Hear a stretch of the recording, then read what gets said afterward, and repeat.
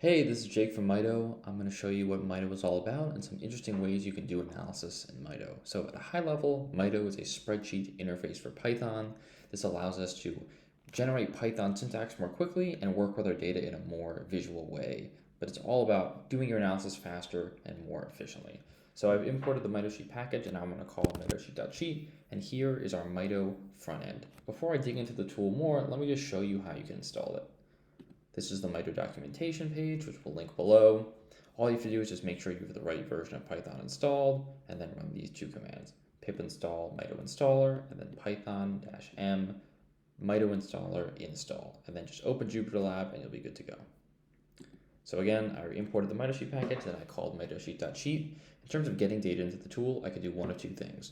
One, I can pass in a data frame I have already. The nice thing about this is you can call Mito into your analysis at any point in the notebook, not just right at the beginning. Or I can very easily access my local files and call them in. This is much better than having to deal with importing it yourself. You can just select the file you want, import, and I'm also going to select this one, import. Here's our two files. And below, when we did that import, it generated this code.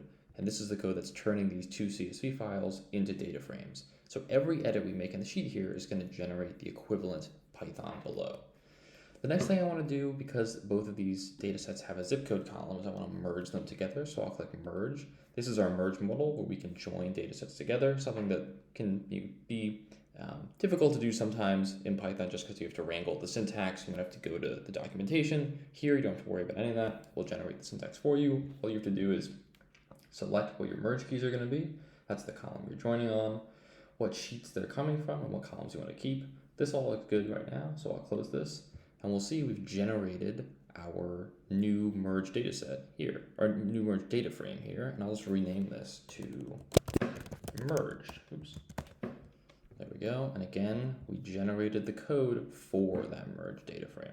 Now that I have my data set together, there's a few things I can do. The first thing I often want to do with a new data set is look at some summary statistics, and I can do that for any column. So we have these divisions here. For example, I can click here, go to summary stats. Here I can see some frequencies, which divisions are most common, which divisions are least common, and then some more summary statistics down here.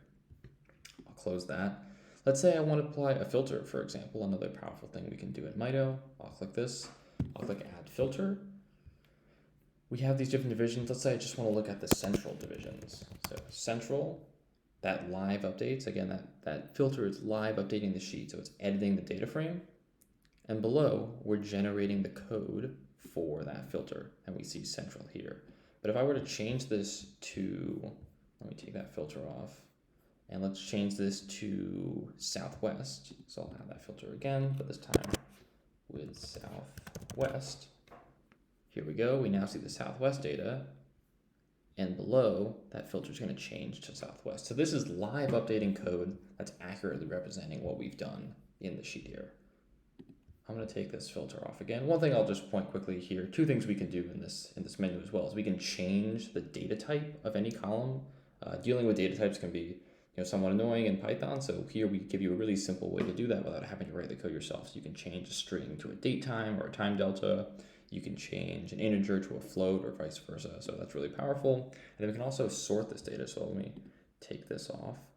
And we have these zip codes here, so these are numeric. So we can sort these in ascending. So now the data is in ascending order or descending order, and I can take it off and bring it back to the normal state.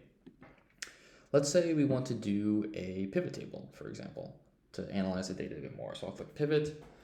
We can decide what our data source is going to be for the pivot table. We're going to go with the merged data set, so I'll leave that as merged. As our row, we'll put state. So analysis, a question we might ask here with the pivot table is, how many zip codes do I have for each state in this data set? So as my row, I'll put state. I can leave column blank because it's a pretty simple question. And then for value, I will put zip code. And these are all the different aggregation methods we have. So these are the ways we can group the data to sort of ask questions of it and see interesting patterns in the data. So we can use a sum, mean, median, min, max, count, standard deviation, or count unique. We're going to go with count here. So we have the count of zip codes for each state in this data set. Here we go. We can see that value here. These are the different zip code values. Let's see if I wanted to see like a box plot to sort of show a distribution of these zip code values. I could hit our graph button here, and I hit box plot and then zip code. Here we go, here's a box plot showing us some important values in this zip code data in the pivot table. I'll close this, and again, when I scroll below, we get the code for that pivot table. Two more things I want to show you. The first being, we have here, so this code that we've generated, this is real code that we can run. So I'll run this cell hitting Shift plus Enter, and then if I print df4 here, you see that we've actually generated that pivot table. So the edits we make in the Mito sheet are real edits to the data frame that we can carry forward in the rest of our notebook. So df4 is printed out as a data frame here, and you can call any data frame into Mito at any point. So if I were to call Mito sheet.sheet here again with df4, we would see a Mito sheet with our pivot table. So Mito is a really powerful tool for going back and forth between the Mito sheet and code as much as you want. Do you want to know more about this channel?